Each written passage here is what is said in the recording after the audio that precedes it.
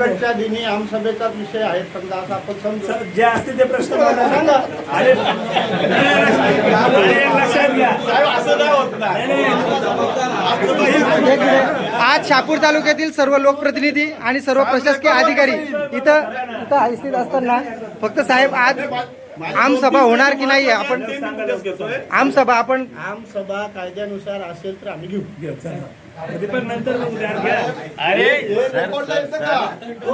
एक मिनिट, हा महत्वाचा एकच मिनिट. आज इथे जनतेला बोलायलाच मिळत नाही. मी पुढच्या वेळेस आहे ना बाहेर मंडप टाकतो. आज पाऊस बोलायलाच मिळत नाही. हक्काचा विषय. आमसभा कायद्यानुसार आहे. कशाला त्याच्यात व्हिडिओ साहेब बोला ना, शासन निर्णय नाही का? अहो मी पत्र पाठता. साहेब तुम्ही रेकॉर्डला घेणार का या सगळ्या गोष्टी आता? अरे मी सांगतो पुढच्या वेळेस मंडप टाकतो बाहेर, एवढं ना त्याच्यात. बोला ना. मी 5 वर्ष अंगत कशाला? मी 5 वर्ष तुम्ही घेत कशाला होते एवढे दिवस? यांनी पण घेतले. लक्षात घ्या, मी रूल सांगतो. 25 वर्ष भेटली. नाही रूल सांगतो. रूल सांगतो, नियम चर्चेचा साहेब नियम आहे असा. ग्रामसभेमधला विषय, गावातले विषय, गावातले सुविधा ह्या ग्रामसभेमध्ये घ्यायच्या आणि त्या पंचायत समितीला पाठवायच्या. तालुक्याच्या कामाच्या नावं जनतेने सुचवायची आणि ती जिल्हा परिषदचा किंवा राज्याचा बजेट बनण्यापूर्वी तालुक्याच्या आमसभेचा इतिवृत्तानुसार कामं जिल्ह्यात सुचवायची. तेव्हा जिल्हा परिषदचा बजेट बनतो. हा पूर्वीचा नियम होता. म्हणजे आतापर्यंत असंच चालत होतं. आता डायरेक्ट जनसुविधेचा सरपंचचा अधिकार पालकमंत्री वापरतात.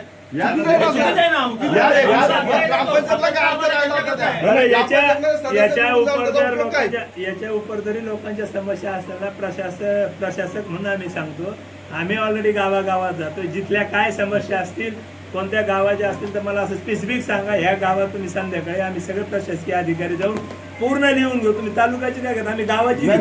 एक मिनिट, ग्रामपंचायतला जर महत्व नसेल तर मग ग्रामपंचायती करता कशाला त्या निवडणुका? महत्वाचा विषय ना तो.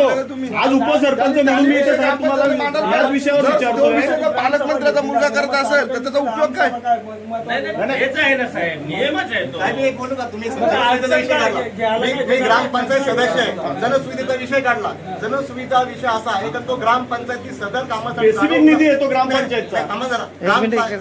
ग्रामपंचायत जागा उपलब्ध आहे आणि इथे अमुक काम करायचे असा प्रस्ताव बीडीओकडे पाठवतो आणि बीडीओ कुठे पाठवतोय? जिल्ह्याला पाठवतोय. ही कामं मी 5 वर्ष आता सदस्य आहे. 1 रुपयाचा आम्ही पाठवलेला प्रस्ताव झाला नाही. डायरेक्ट पालकमंत्र्यांच्याकडून यादी. मग त्या कामाला जागा नाही, काही नाही, तशीच कामं ती निधी जवळजवळ माझ्या ग्रामपंचायतमध्ये 35 लाखाचा निधी परत गेला. का परत गेला? तर त्यांना जागाच नाही.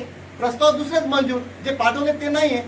आणि बीडीओ साहेब होतात ना, आता बीडीओ साहेबांनी माझ्या प्रश्नाचे उत्तर द्यावं. मी त्यांच्याकडे किती लेखी तक्रारी केल्या, एका तक्रारीचं तरी मला उत्तर दिलं का? म्हणजे ग्रामपंचायत संदर्भातच्या असतील या बाबी आहेत, नाही होतच नाहीये. दुसरा विषय, नगरपंचायतचा विषय. मी नगरपंचायत मध्ये